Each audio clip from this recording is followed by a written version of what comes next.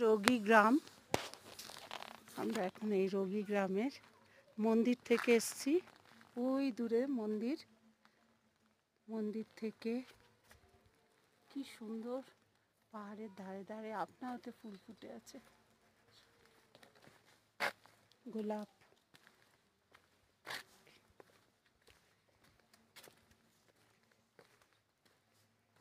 খুব সুন্দর।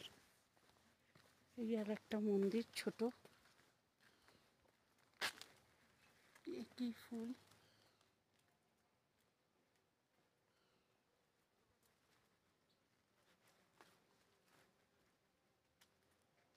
এটা অ্যাপ্রিকট গাছ, অ্যাপ্রিকট হয়ে আছে, প্রচুর অ্যাপ্রিকট।